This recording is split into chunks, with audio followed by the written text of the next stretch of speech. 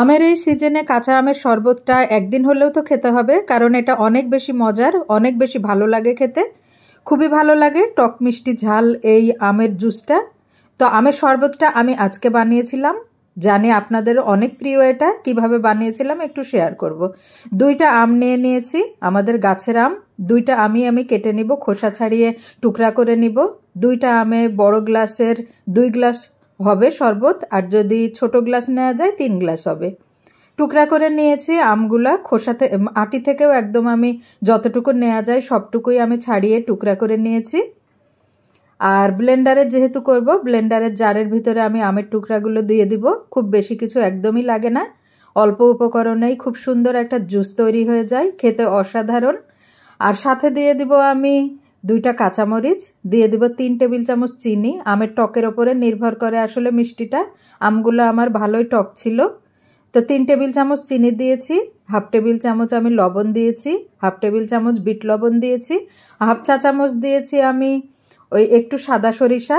কাসুন্দি নাই যেহেতু আমার, আপনাদের কাছে কাসুন্দি থাকলে 1 চা চামচ কাসুন্দি এখানে ব্যবহার করবেন, আরও বেশি টেস্টি হয়ে যায় আমের শরবতটা। আর বেশ খানিকটা ধনেপাতা দিয়েছি একটু টালা জিরার গুঁড়া, আর সামান্য পানি ব্লেন্ড হওয়ার মতো ব্লেন্ড করে নিয়েছি। এবারে আমি ছেঁকে নিব জুসটা। এই ছেঁকাটা কিন্তু খুবই আসলে ইম্পর্টেন্ট, এই না ছেঁকলে কিন্তু জুসের আসল মজাটা পাওয়া যায় না। এই যে ছেঁকে নিলে অনেকখানি কিন্তু এই যে ধনেপাতার বা আমের আঁশ কিন্তু বের হয়ে যায়, এগুলো অনেকখানি থাকে। এটা থাকলে কিন্তু খেতে গেলে একদমই আসল টেস্ট পাওয়া যায় না, মুখের ভেতরে লাগে। আর দিয়ে দিয়েছি অর্ধেকটা আমি লেবুর রস। আর এখানে ব্যবহার করেছি 1 চা চামচ ভর্তি করে চাট মশলা। এত বেশি লোভনীয় হয় এই চাট মশলা, বিট লবণ এসবের জন্যে। খুব টক মিষ্টি ঝাল ঝাল একটা ফিল পাওয়া যায় এই জুসটাই। দিয়ে দিয়েছি বরফ কুচি, আর দিব এখানে সামান্য একটু ঠান্ডা পানি, যতটুকু আমি পাতলা করতে চাই সেই অনুযায়ী আর কি পানিটা অ্যাড করেছি। ওই তো বললাম বড় গ্লাসের 2 গ্লাস হবে, আর একটু ছোট গ্লাস হলে 3 গ্লাস হবে আর কি এই 2টা আমের জুস। আমগুলো মোটামুটি বড়ই ছিল। এই তো আমার জুসটা এখন একদম রেডি, ঢেলে নিব গ্লাসে।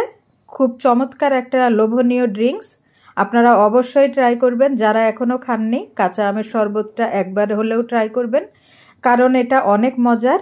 আর আম শেষ হয়ে গেলে কিন্তু আরেক বছর ছাড়া আর কিন্তু খাওয়া আমাদের সম্ভব হবে না, সুযোগ হবে না। তাই আম থাকতে আপনারা অবশ্যই একবার ট্রাই করবেন, অনেক বেশি ভালো লাগে খেতে ঠান্ডা ঠান্ডা এই আমের শরবতটা। আমার তো খুবই প্রিয়, আপনারাও ট্রাই করবেন। আশা করি আপনাদের কাছেও অনেক বেশি ভালো লাগবে। আজকের মতো এটাই ছিল ভিডিও, আশা করি আপনাদের ভালো লেগেছে। দেখা হবে নেক্সট কোনো ভিডিওতে, ততদিন পর্যন্ত ভালো থাকবেন সবাই। আজকের মতো আল্লাহ হাফেজ।